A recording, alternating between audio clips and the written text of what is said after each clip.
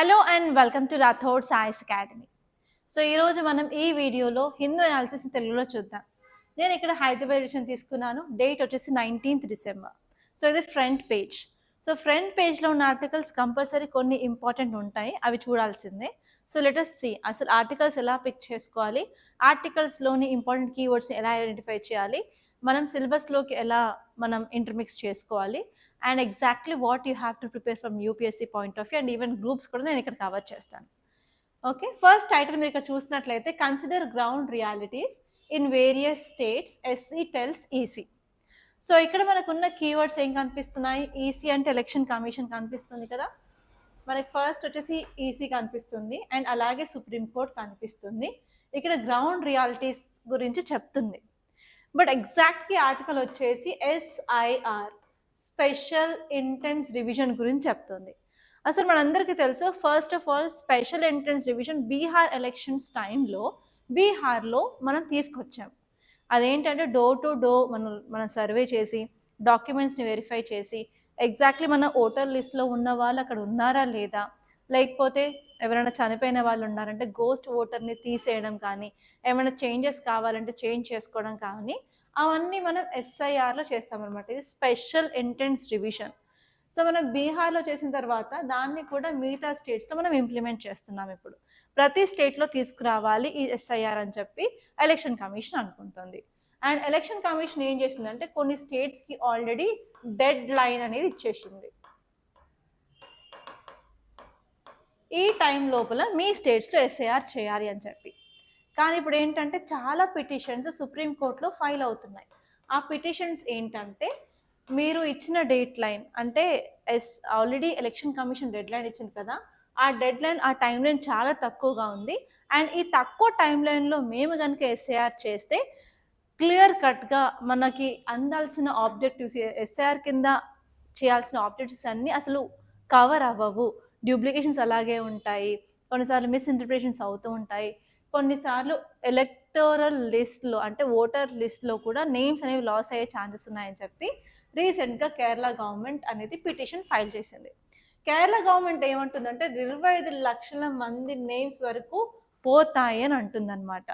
So అందుకని ఇప్పుడు supreme court ఇలాంటి చాలా పిటిషన్స్ వచ్చాయి కాబట్టి సుప్రీంకోర్టు ఎలక్షన్ కమిషన్కి ఏం చెప్పిందంటే గ్రౌండ్ రియాలిటీస్ని చెక్ చేయండి.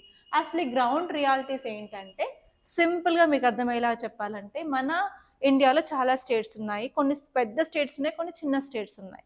ఫర్ ఎగ్జాంపుల్ యూపీ తీసుకుంటే చాలా పెద్ద స్టేట్ ఏరియా వైజ్ కానీ పాపులేషన్ వైజ్ కానీ. గోవా తీసుకుంటే చిన్నగా. సో గోవాకి తీసుకునేంత పట్టేంత టైము మనకి యూపీలో ఇంకెక్కువ టైం కావాలి. అండ్ ఈవెన్ కొన్ని స్టేట్స్ డెవలప్డ్ ఉంటాయి, కొన్ని స్టేట్స్ డెవలపింగ్ ఉన్నాయి, కొన్ని స్టేట్స్ లీస్ట్ డెవలప్డ్ స్టేట్స్ ఉన్నాయి.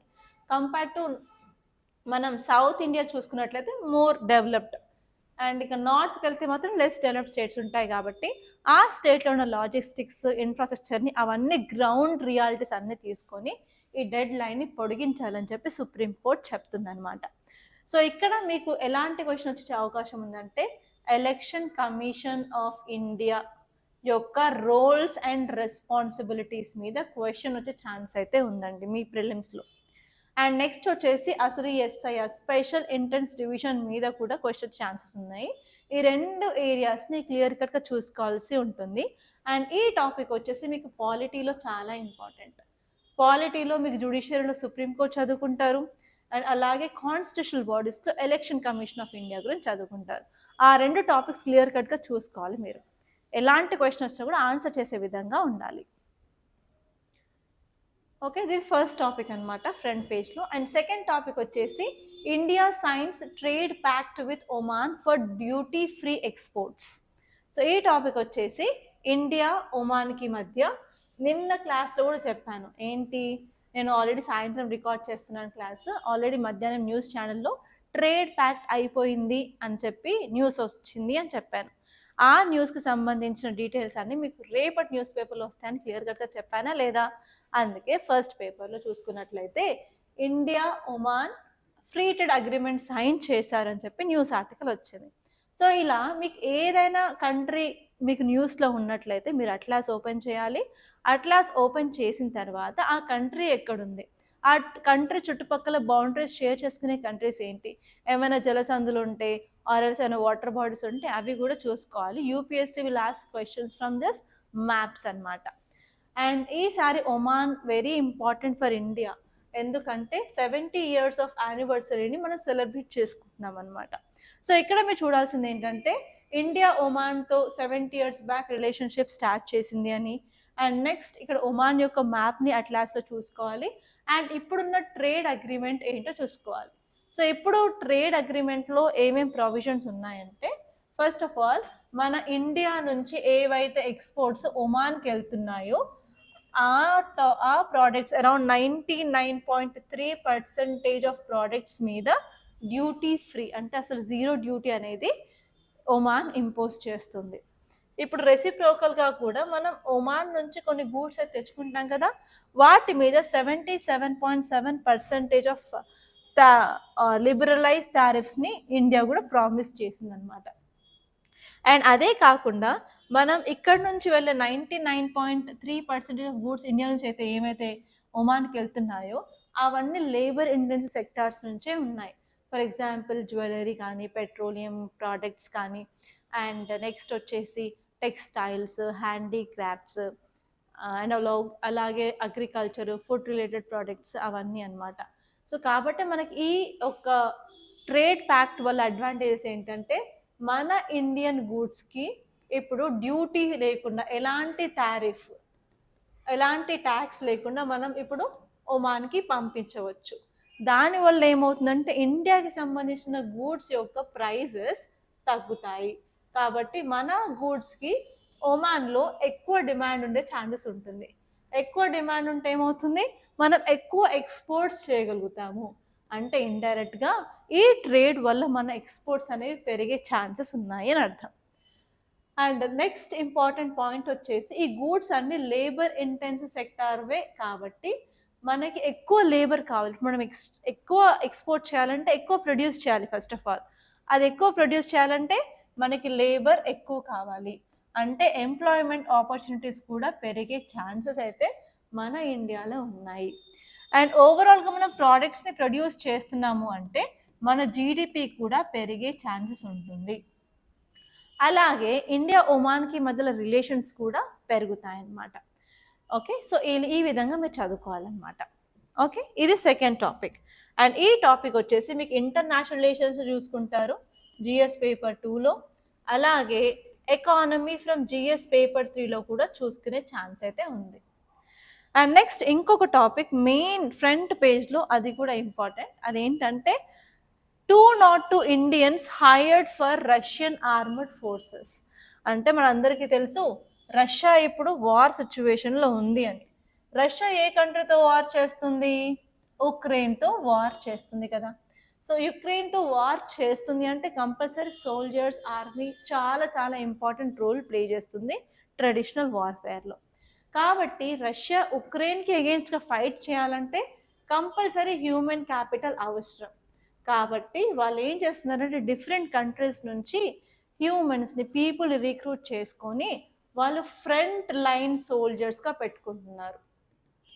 అంటే ముందు వరుసలో వాళ్ళ కంట్రీస్ని కాకుండా వేరే కంట్రీస్ నుంచి వచ్చిన పీపుల్ని ఫ్రంట్ లైన్ సోల్జర్స్గా పెట్టుకొని వాళ్ళు వార్ నడిపిస్తున్నారు అనమాట. అందులో ఇండియా నుంచి 202 మంది ఉన్నారు 2002 నుంచి అని ఎక్స్టర్నల్ అఫైర్స్ మినిస్ట్రీ క్లియర్గా చెప్పారు. అండ్ అందులో 26 మంది ఆల్రెడీ చనిపోయారు అని చెప్పారనమాట. సో రీసెంట్గా మనకి తెలుసు పుతిన్ ఇండియాకి విజిట్ చేశారు, రష్యా ప్రెసిడెంట్. అండ్ ఇలాంటి రిపోర్ట్స్ అనేవి బయటకు వస్తే ఏమవుతుందంటే పబ్లిక్లో కొంత అవుట్రేజ్ అనేది క్రియేట్ అవుతుంది, అసహ్యం అనేది క్రియేట్ అవుతుంది, కోపం అనేది ఉంటుంది కదా. సో అలా ఏంటంటే ఇప్పుడు చాలామంది కొన్ని ఏరియాస్లో ప్రొటెస్ట్ చేస్తారు, ఏంటంటే ప్లీజ్ బ్రింగ్ బ్యాక్ దెమ్ అని. రష్యాలో ఎవరైతే వర్క్ చేస్తున్నారో, ఎవరైతే ఫ్రంట్ లైన్ సోల్జర్స్గా ఉన్నారో ఇండియన్స్ నుంచి వెళ్ళే వాళ్ళు, వాళ్ళని తిరిగి తీసుకురావాలని చెప్పి కొన్ని ఏరియాస్లో డిమాండ్ అయితే చేస్తున్నారనమాట. సో ఇప్పుడు మనకు చేయాల్సింది ఏంటంటే ఇప్పుడు రష్యా, ఇండియా కలిసి ఒక బైలాటరల్ మీట్ అరేంజ్ చేసి ఈ మీటింగ్లో మన ఇండియా తరఫు నుంచి రష్యాకి ఒక రిక్వెస్ట్ అనేది వెళ్ళాలి. ఆ రిక్వెస్ట్లో ఇండియన్స్ ఎవరైతే సోల్జర్స్గా ఉన్నారో ప్లీజ్ సెండ్ బ్యాక్ అని. సో అలా చేస్తే ఏంటంటే పీపుల్లో ట్రస్ట్ అనేది పెరుగుతుంది and even we can maintain good relations with Russia అనమాట. ఓకే, ఎవ్రీ ఇయర్ ఒక ఫార్మాట్ అయితే మనం యూపీఎస్సీ ప్రిలిమ్స్ చూస్తున్నాం. ఏదైనా కంట్రీ న్యూస్లో ఉన్నట్లయితే country sharing borders with which countries అని క్వశ్చన్ అయితే వస్తుంది. ఆల్రెడీ ఉక్రెయిన్ యూపీఎస్సీ అడిగేసింది, ఆఫ్ఘనిస్తాన్ అడిగేసింది, కాబట్టి ఈసారి రష్యా మీద ఒక ఛాన్స్ అయితే ఉంది. ఓకే, రష్యా బార్డరింగ్ కంట్రీస్ ఒకసారి అది చూసి పెట్టుకోండి. అండ్ నెక్స్ట్ పేజ్ వచ్చేసి హైదరాబాద్, దాన్ని పక్కన పెట్టేసేయండి, నో నీడ్. ఈరోజు అంత పెద్ద ఇంపార్టెంట్ ఆర్టికల్స్ అయితే ఏం లేవు. అండ్ ఈవెన్ ఈరోజు తెలంగాణ పేజ్లో కూడా నాకు అంత ఇంపార్టెంట్ ఆర్టికల్స్ అయితే కనిపించలేదండి, both groups and UPSC point of వ్యూలోనే. సో డైరెక్ట్గా మనం ఈరోజు ఎడిటోరియల్ పేజ్లోకి వెళ్ళిపోదాం. తెలంగాణ పేజ్, ఇందులో కూడా అంత ఇంపార్టెంట్గా ఏం లేదు. ఓకే, ఇక్కడ చూడండి, ఒకటి cold wave alert in 9 districts today. Okay, మీ అందరికీ తెలుసు తెలంగాణలో కోల్డ్ వేవ్ ఉందని, చలి మాత్రం విపరీతంగా పెడుతుంది. సో ఇప్పుడు టైం చూసుకున్నట్లయితే అరౌండ్ 1:45 PM అవుతుంది. బట్ ఈవెన్ ఇప్పటికీ చూసుకున్న చేతులు ఐస్లా ఉన్నాయన్నమాట, ఐ కాంట్ టచ్, అంత చల్లగా ఉన్నాయి. సో మీకు అందరికీ తెలుసు హైదరాబాద్లో ఉండే వాళ్ళతో పోలిస్తే ఇంకా రూరల్ ఏరియాస్లో ఉన్న వాళ్ళకైతే చలి చాలా ఎక్కువగా ఉంది. సో దాన్ని మనం కోల్డ్ వేవ్ అంటాం. కోల్డ్ వేవ్ అంటే ఏం లేదండి, మనకి నార్మల్గా ఉండే టెంపరేచర్ కంటే అరౌండ్ 4.5 degrees సెంటిగ్రేడ్ తగ్గితే దాన్ని కోల్డ్ వేవ్ అంటాం. ఈ 4.5 కాకుండా ఇంకా ఎక్కువ టెంపరేచర్ అరౌండ్ 6.5 degrees సెంటిగ్రేడ్ తగ్గిందంటే ఈ కండిషన్ని సివియర్ కోల్డ్ వేవ్ అంటాం అనమాట. అండ్ దీన్ని ఎవరు డిసైడ్ చేస్తారు అంటే ఐఎండి, ఇండియా మెటలాజికల్ డిపార్ట్మెంట్ చెప్పింది. నార్మల్ టెంపరేచర్ కంటే 4.5 degrees సెంటిగ్రేడ్ తగ్గితే దాన్ని కోల్డ్ వేవ్ అనవచ్చు. అలాగే మరింత అరౌండ్ 6.5 degrees సెంటిగ్రేడ్ తగ్గితే దాన్ని సివియర్ కోల్డ్ వేవ్ అని అంటాం. అండ్ ఇదే కాకుండా ప్లెయిన్స్లో 10 degrees Celsius కంటే తగ్గితే దాన్ని కోల్డ్ వేవ్ అంటాము. హిల్డీ రీజియన్స్లో డిక్రీసింగ్ ఆఫ్ టెంపరేచర్ 0 degrees కంటే తగ్గితే దాన్ని కోల్డ్ వేవ్ అని అంటాం అనమాట. ఇలా డిఫరెంట్ క్రైటీరియా అనేది కోల్డ్ వేవ్ గురించి ఐఎండి చెప్పింది, కాబట్టి అసలు ఈ క్రైటీరియా ఏంటో చూసుకోవాలి. అండ్ నెక్స్ట్ వచ్చేసి అసలు ఈ కోల్డ్ వేవ్ రావడానికి గల కారణాలు ఏంటి, రీజన్స్ ఏంటి. ఎస్పెషలీ మనకి జాగ్రఫీలో విండ్ సిస్టమ్స్ గురించి చదువుకుంటాం. ప్లానటరీ విండ్స్ ఉంటాయి, లోకల్ విండ్స్ ఉంటాయి, పర్మనెంట్ విండ్స్ ఉంటాయి. So easterlies, westerlies, jet streams, వాటి వల్ల కూడా మనకి కోల్డ్ వేవ్ అనేది రావచ్చు.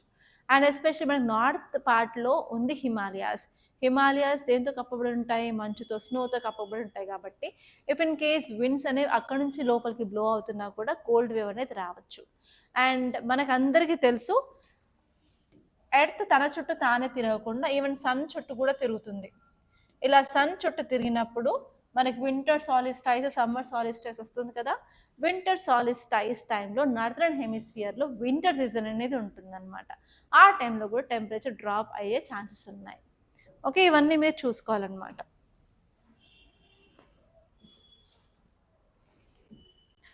ఓకే, ఈ టాపిక్ మాత్రం జాగ్రఫీలో చాలా ఇంపార్టెంట్. ఈ స్పాట్ లైట్ని పక్కన పెట్టేసేయండి, ఫ్రైడే రోజు స్పాట్ లైట్ వస్తుంది. సో అన్లెస్ అండ్ అంటిల్ మీకు ఎంటర్టైన్మెంట్ కావాలి అనుకుంటే చూడండి. బట్ యూపీఎస్సీ పాయింట్ ఆఫ్ వ్యూలో ఎలాంటి క్వశ్చన్స్ అయితే ఫ్రైడే రివ్యూ నుంచి రావు. అండ్ సౌత్లో కూడా ఇంపార్టెంట్ ఆర్టికల్స్ అయితే ఏం లేవు. ఓకే, నా ఎడిటోరియల్ పేజ్ అండి. నేను ఎడిటోరియల్ పేజ్లో ఫస్ట్ చూడాల్సిన ఆర్టికల్స్ ఏమని చెప్తాను, లీడ్ ఆర్టికల్. ఈరోజు 2 లీడ్ ఆర్టికల్స్లో ఒకటి మాత్రమే ఇంపార్టెంట్. సో ఇక్కడ మీరు టైటిల్ చూసినట్లయితే ఈ లీడ్ ఆర్టికల్ దేని గురించి చెప్తుందంటే టెంపరరీ రిలీఫ్ అంటుంది. కింద చూసుకున్నట్లయితే depreciation of rupee is helping bringing down trade deficit. ఇది చాలా చాలా ఇంపార్టెంట్ కన్సెప్ట్ అనమాట. సో ఇక్కడ చెప్పిన కన్సెప్ట్ ఏంటంటే డెప్రిసియేషన్ అంటే ఏం లేదు, ఇండియన్ రూపీ, ఇది ఇండియన్ రూపీనే కదా, ఈ ఇండియన్ రూపీ వాల్యూ అనేది తగ్గిపోవడాన్ని డెప్రిసియేషన్ అంటాం. If in case Indian rupee value పెరుగుతుంది అంటే దాన్ని ఏమంటాము, అప్రిసియేషన్ అంటాం. ఇది అర్థం చేసుకోవడానికి మీకు సింపుల్ ఎగ్జాంపుల్ ఇస్తాను. ఇప్పుడు $1 ఎంత అంటే $1 91 సో అండ్ సో అంత ఉంది. Okay, so for example $1 91 rupees అనుకుందాం. ప్రెజెంట్గా నార్మల్గా ఒక స్టాండర్డ్ తీసుకుందామండి. $1 = 80 రూపీస్ అనుకున్నట్లయితే ఇప్పుడు ఏంటంటే 91 రూపీస్కి పడిపోయింది. ఈ పడిపోవడం దాన్ని మనం డెప్రిసియేషన్ అంటాం. ఫర్ ఎగ్జాంపుల్ ఇది స్టాండర్డ్ $1 ఈక్వల్ టు 80 రూపీస్ అనుకున్నట్లయితే ఇప్పుడు $1 ఈజ్ ఈక్వల్ టు 70 రూపీస్ అయిందనుకో, దాన్ని ఏమంటారు, value of Indian rupee value పెరిగింది అంటాం. ఈ పెరగడాన్ని మనం అప్రిసియేషన్ అంటాం అనమాట. కానీ ఈ ఆర్టికల్ చెప్పేది ఏంటంటే ఇండియన్ రూపీ వాల్యూ తగ్గుతుంది, అంటే డిప్రిసియేషన్ అవుతుంది. ఇప్పుడు present $1 is equal to more than 91 rupees ఉంది. సో అప్పుడు ఏంటంటే ఇలా ఇండియన్ రూపీ వాల్యూ తగ్గడం వల్ల మనకి టెంపరీగా కొంత రిలీఫ్ అనేది ఉంది అంటుంది. అసలు ఈ రిలీఫ్ ఏంటంటే ట్రేడ్ డెఫిసిట్లో. మనకి ట్రేడ్లో ఏముంటుందండి, ఇంపోర్ట్స్ ఉంటాయి, ఎక్స్పోర్ట్స్ ఉంటాయి, అంతే కదా. ఇప్పుడు మనం ట్రేడ్ చూసుకున్నట్లయితే ట్రేడ్లో ఉండే కాన్సెప్ట్స్ ఏంటి, 2 కాన్సెప్ట్స్ ఉంటాయి ట్రేడ్లో. ఇంపోర్ట్స్ ఉంటాయి, ఎక్స్పోర్ట్స్ ఉంటాయి, ఎగుమతులు ఉంటాయి, దిగుమతులు ఉంటాయి. సో నార్మల్గా ఇంపోర్ట్స్ మోర్ దాన్ ఎక్స్పోర్ట్స్ అయితే ఈ కండిషన్ని ట్రేడ్ డెఫిసిట్ అంటాం. ఇన్ కేస్ మన ఎక్స్పోర్ట్స్ ఎక్కువగా ఇంపోర్ట్స్ కంటే ఉంటే దీన్ని ట్రేడ్ సర్ప్లస్ అనే అంటాం. సో ఏంటంటే మనం ఏవైనా సరే గూడ్స్ పక్క కంట్రీ నుంచి తెచ్చుకుంటున్నామంటే we have to pay in return. డబ్బులు ఇవ్వకుండా అయితే మన పక్కింటి షాప్ వాడు కూడా ఫ్రీగా అయితే ఇవ్వడు కదా. సో అలాగే మనం వేరే ఏ కంట్రీ నుంచి మనం వస్తువులు తెచ్చుకున్నా కూడా మనం వాటికి డబ్బులు అనేది కట్టాలి. డబ్బులు కట్టేటప్పుడు ఇండియా రూపీస్ ఇస్తానంటే వాడు ఊరుకుంటారా? ఇండియన్ రూపీ ఏం చేసుకుంటాం. ఫర్ ఎగ్జాంపుల్ మన ఇంట్లో కూడా చుట్టాలు వచ్చినప్పుడు, ఫర్ ఎగ్జాంపుల్ వేరే కంట్రీస్ నుంచి చుట్టాలు వచ్చినప్పుడు వాళ్ళు వేరే కంట్రీ కరెన్సీ ఇస్తే మనం తీసుకెళ్ళి పక్క షాప్కి ఇస్తే తీసుకుంటాడా? తీసుకోడు కదా. సో అందుకని ఏంటంటే మనం వేరే కంట్రీ నుంచి గూడ్స్ ఏవైనా తెచ్చినప్పుడు మనం డాలర్స్లో పే చేస్తాం. Dollars is most accepted currency అనమాట. సో ఏంటి, మనం మరిన్ని గూడ్స్ తెచ్చుకుంటున్నాం, ఎక్కువ గూడ్స్ తెచ్చుకున్నప్పుడు ఎక్కువ అమౌంట్ ఆఫ్ డాలర్స్ని పే చేయాలి. బట్ డాలర్స్ మనకి ఎక్కడి నుంచి వస్తాయి, మన దగ్గర ఉన్న డబ్బులు రూపాయలను తీసుకెళ్ళి ఏదైనా సరే బ్యాంక్లో, ఎస్పెషల్లీ ఆర్బీఐలో కానీ ఏదైనా బ్యాంక్లో కానీ ఎక్కడైతే ఎక్స్చేంజ్ చేస్తారో వాళ్ళ దగ్గరికి వెళ్ళి మనం రూపీస్ ఇచ్చేసి డాలర్స్ తీసుకుంటాం. అప్పుడు ఏమవుతుంది, మనం ఎక్కువ తెచ్చుకుంటున్నట్లయితే ఎక్కువ అమౌంట్ ఆఫ్ మనీ పే చేయాలి. కాబట్టి దేనికి డిమాండ్ పెరుగుతుంది, డాలర్స్కి డిమాండ్ పెరుగుతుంది. ఎప్పుడైనా సరే డాలర్స్కి డిమాండ్ పెరిగితే రూపీ వాల్యూ అనేది తగ్గిపోతుంది. ఆ కండిషన్ డెప్రిషియేషన్ అంటాం అనమాట. సో ఇప్పుడు ఇండియాలో ఏమవుతుందంటే ఆల్రెడీ ఇండియన్ కరెన్సీ వాల్యూ చాలా దారుణంగా పడిపోయింది. ఇంతవరకు ఎప్పుడు ఇలా $1 ఈజ్ ఈక్వల్ టు 91 రూపీస్ అయిన చరిత్రలోనే లేదనమాట. For the first time Indian rupee value డ్రాస్టికల్గా పడిపోయింది. కాబట్టి ఇప్పుడు ఏం చేస్తున్నామంటే మన ఇండియా నుంచి ఇంపోర్ట్స్ అనేది మనం తగ్గించుకుంటున్నామని చెప్తుంది అనమాట. మన ఇండియా నుంచి ఇంపోర్ట్స్ తగ్గించుకోవడం వల్ల ట్రేడ్ డెఫిసిట్ అనేది కొంత రెడ్యూస్ అవుతుంది అని చెప్పి ఈ ఆర్టికల్ చెప్పింది. అంతే, అంతకు మించి ఏం లేదు. సో ఇక్కడ మీరు చూసుకోవాల్సింది depreciation concept, appreciation concept, trade surplus, trade deficit. Already వీటి మీద యూపీఎస్సీ ప్రిలిమ్స్లో క్వశ్చన్స్ అడగడం జరిగింది. ఒకసారి ఆ పీవైక్యూస్ చూడండి. ఓకే. అండ్ ఈ టాపిక్ వచ్చేసి ఎకనామీలో చాలా ఇంపార్టెంట్. అండ్ ఇక్కడ చూసుకున్నట్లయితే ఈ టాపిక్ వచ్చేసి ఎంజీ నరేగా గురించి చెప్తుంది. నేను నిన్న క్లాస్లో కూడా విబిజీ రామ్జీ బిల్ గురించి చెప్పాను. Viksit Bharat guarantee for Rozgar and Ajeevika mission rural or Grameen అని చెప్పాను కదా. సో అదేంటంటే మన 20 ఏళ్ళ నుంచి ఉన్న ఎంజీ నరేగా స్కీమ్ని, ఎంజీ నరేగా యాక్ట్ని కొట్టేసి రద్దు చేసి కొత్త టైప్ ఆఫ్ స్కీమ్ని తీసుకొస్తున్నామని చెప్పాను. అండ్ అందులో ప్రొవిజన్స్ కూడా చెప్పాను కదా, అదే ఆర్టికల్ అనమాట.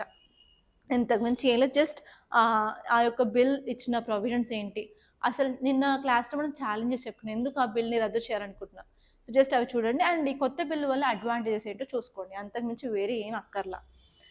అండ్ నెక్స్ట్ వచ్చేసరికి a bold step amid and ambitious nuclear energy target. So మనందరికీ తెలుసు, నిన్న క్లాస్లో క్లియర్గా చెప్పాను ఏంటంటే న్యూక్లియర్ ఎనర్జీ నుంచి మన కంట్రీ ప్రొడ్యూస్ చేసే ఎనర్జీ ఓన్లీ 3% మాత్రమే. దాన్ని కాస్త 100 గిగావాట్స్కి మనం పెంచాలి 2047 వరకు అనుకుంటున్నాం. కాబట్టి ప్రైవేట్ సెక్టార్ని ఎంకరేజ్ చేసే విధంగా తీసుకొచ్చిన బిల్లే ఈ శాంతి బిల్ అనమాట. సో జస్ట్ మీరు ఇక్కడ చూసుకోవాల్సింది ఏంటంటే ఇండియాకి ఎనర్జీ ఎక్కడి నుంచి వస్తుంది, ఏ సోర్సెస్ ఉన్నాయి, వాటి యొక్క అడ్వాంటేజెస్, డిసడ్వాంటేజెస్, అండ్ ఇప్పుడున్న కొత్త శాంతి బిల్ ఏంటో చూసుకుంటే సరిపోతుంది. అండ్ ఈ ఏరియా నుంచి మీకు ప్రిలిమ్స్, మెయిన్స్ క్వశ్చన్ వచ్చే ఛాన్సెస్ అయితే ఉన్నాయన్నమాట. ఓకే. నెక్స్ట్ మీరు న్యూస్ పేజ్లోకి వెళ్ళినట్లయితే ఇక్కడ ఒక ఆర్టికల్ కనిపిస్తుందా, India and Netherlands రీఅఫర్మ్ different styles. India Netherlands కలిసి సెక్యూరిటీ డిఫెన్స్లో అగ్రిమెంట్స్ చేసుకోవాలి అనుకుంటున్నారు. జస్ట్ ఇక్కడ నెదర్లాండ్స్ ఎక్కడుంది, దాని మ్యాప్ ఏంటి, ఏ కంట్రీస్ బార్డర్ చేస్తున్నాయి, జస్ట్ అవి చూసుకుంటే సరిపోతుంది. ఓకే, నెక్స్ట్ ఇంకొక ఆర్టికల్, వెరీ ఇంపార్టెంట్ ఆర్టికల్, అదేంటంటే retired judges don't want to SIT as junior ad hoc judges say CJI. So మనకి పాలిటీలో జిఎస్ పేపర్ 2 లక్ష్మీకాంత్ చదువుతున్నట్లయితే సుప్రీంకోర్టు చదివినా ఆర్ హైకోర్టు చదివినా కూడా అక్కడ యాక్టింగ్ జడ్జిలు, అడ్హాక్ జడ్జిలు అని వస్తాయన్నమాట. సో ఇక్కడ అడ్హాక్ జడ్జెస్ గురించి చెప్తున్నాయి. ఒక్కసారి మీరు లక్ష్మీకాంత్ ఓపెన్ చేసి క్లియర్ కట్గా అసలు అడ్హాక్ జడ్జెస్ ఎవరు, ఏ ఆర్టికల్ ప్రకారం మనం అడ్హాక్ జడ్జెస్ని అపాయింట్ చేయొచ్చు, అసలు అడ్హాక్ జడ్జెస్ ఎవరిని అపాయింట్ చేసుకోవచ్చు, ఎలిజిబిలిటీ క్రైటీరియా ఏంటి, వాళ్ళు చేసే పనులు ఏంటో చూసుకోండి. సో ఇక్కడ ఏంటంటే మన సిజేఐ, కొత్త సిజేఐ సూర్యకాంత్ ఏం చెప్పారంటే మన హైకోర్టులో ఉన్న రిటైర్డ్ జడ్జెస్ వాళ్ళు మాత్రం అడ్హాక్ జడ్జెస్గా అపాయింట్ అవ్వడానికి ముందుకు రావట్లేదు. ఒక సైడ్ చూసుకున్నట్లయితే మనకి పెండెన్సీ ఆఫ్ కేసెస్ పెరుగుతూ ఉన్నాయి, వాటిని సాల్వ్ చేయడానికి అడ్హాక్ జడ్జెస్ని అపాయింట్ చేద్దాము అనుకుంటే ఈ రిటైర్డ్ జడ్జెస్ హైకోర్టు నుంచి ఎవరైతే ఉన్నారో వాళ్ళు అసలు రావడానికి ఇష్టపడట్లేదు అని చెప్పారనమాట. సో ఇక్కడ మీరు కొన్ని డీటెయిల్స్ చూసినట్లయితే మన కాన్స్టిట్యూషన్లో ఆర్టికల్ 224A అనేది చీఫ్ జస్టిస్ ఆఫ్ హైకోర్ట్స్ని అపాయింట్ చేసుకోవచ్చు, రిటైర్డ్ ఫార్మర్ జడ్జెస్ని అడ్హాక్ జడ్జెస్గా అని చెప్పి క్లియర్ కట్గా ఇవ్వడం జరిగింది. సో ఇక్కడ మీకు క్వశ్చన్ ఎలా వస్తుంది అంటే which of the following article talks about appointment of ad hoc judges అని కూడా రావచ్చు అనమాట. ఒకసారి అది చూసుకోండి, పాలిటీ నుంచి చాలా ఇంపార్టెంట్. సారీ, ఇంకా అంతకు మించి ఓకే, ఇక్కడ ఒక ఆర్టికల్ ఉంది చూడండి, 2 ఉన్నాయి articles. 900 million people will have diabetes by 2050. Strong steps need to slow progression. So ఇక్కడ ఒక డిసీజ్ గురించి చెప్తున్నారు, అదేంటంటే డయాబెటీస్. డయాబెటీస్ అంటే ఏం లేదు, మన బ్లడ్లో షుగర్ కంటెంట్ అంటే గ్లూకోజ్ కంటెంట్ పెరగడాన్ని మనం డయాబెటీస్ మిలిటస్ అంటాం.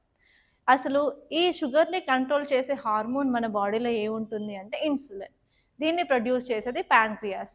మన బాడీలో సడన్గా ఇన్సులిన్ ప్రొడ్యూస్ చేయకపోవడం, ఆర్ ఇన్సులిన్ ప్రొడ్యూస్ చేస్తుంది కానీ మన బాడీ సెల్స్ వాటిని అబ్సార్బ్ చేసుకోవట్లేదు అంటే వచ్చే డిసీజ్ డయాబెటీస్ అనమాట.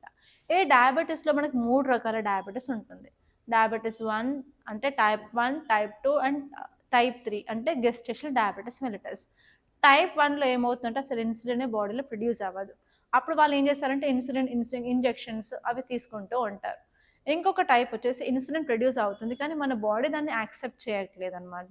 అండ్ థర్డ్ వచ్చేసి ప్రెగ్నెన్సీ టైంలో ఉండే క్రేవింగ్స్ వల్ల అది తినాలి ఇది తినాలనిపిస్తుంది అని చెప్పి ఎక్కువ తీయడం వల్ల ఏంటంటే బ్లడ్లో షుగర్ లెవెల్ ఎక్కువ అవుతుంది. దాని మీద కూడా రీసెంట్గా ఒక ఆర్టికల్ అయితే వచ్చింది. ఇండియాలో ప్రతి 5 ప్రెగ్నెంట్ ఉమెన్ అంటే గర్భిణీ స్త్రీలలో ఒకరికి డయాబెటీస్ వస్తుంది అని చెప్తున్నారనమాట.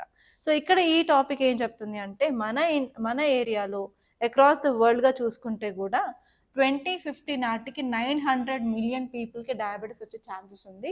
కంపల్సరీ ప్రతి కంట్రీ స్టెప్స్ తీసుకోవాలి అని చెప్తుంది అనమాట. ఒకసారి మీరు డయాబెటీస్ని కంట్రోల్ చేయాలంటే ఎలాంటి స్టెప్స్ తీసుకోవాలో చూడండి. డైట్ని చేంజ్ చేయాలి, ఫిజికల్ ఎక్సర్సైజ్ని ఇంక్లూడ్ చేసుకోవాలి మన లైఫ్ స్టైల్లో, అండ్ ఫైబర్ ఉన్న డైట్ని తినాలి. అదే కాకుండా ఫ్యాట్స్ని కంట్రోల్ చేయాలి, ఫాస్ట్ ఫుడ్స్, క్యాన్డ్ ప్యాకేజ్ ఫుడ్స్ని కూడా కంట్రోల్ చేయాల్సి ఉంటుందన్నమాట. అండ్ నెక్స్ట్ ఇంకొక టాపిక్ వచ్చేసరికి supreme court considers passive euthanasia for 31 year old. So ఇక్కడ చూసుకోవాల్సిన టాపిక్ ఏంటంటే ఇథినేషియా. ఇథినేషియా అంటే ఏం లేదండి, యాక్చువల్లీ ఇక్కడ ఇచ్చిన కేసు చూసుకున్నట్లయితే ఇక్కడ ఒకరికి 31 years ఉన్నాయి, వాళ్ళు 13 సంవత్సరాల నుంచి కోమాలో ఉన్నారు. సో కాబట్టి వాళ్ళు ఏంటంటే వాళ్ళు ఎక్స్టర్నల్గా ఇచ్చే సపోర్ట్ ఆక్సిజన్ అయితే ఉందో జస్ట్ దాన్ని విత్డ్రా చేసుకోవాలనుకుంటున్నారు. యుథినేషియాలో మనకి ప్యాసివ్ యుథినేషియా ఉంటుంది, యాక్టివ్ యుథినేషియా ఉంటుంది. యుథినేషియా అంటే ఏం లేదండి మెర్సీ కిల్లింగ్. అంటే వాళ్ళు చాలా బాధపడుతున్నారు, వాళ్ళు అసలు క్యూర్ అవుతారో లేదో తెలియదు, అట్లాంటి సిచ్యువేషన్లో మనం యుథినేషియాని చూస్తాము. అండ్ ఆ యుథినేషియాలో మనకి యాక్టివ్ ఉంటుంది, ప్యాసివ్ ఉంటుంది. ప్యాసివ్ అంటే ఏం లేదండి, వాళ్ళకి ఇచ్చే ఏవైతే సప్లిమెంట్స్ ఉన్నాయో వాటిని జస్ట్ అవి తీసేస్తామంతే.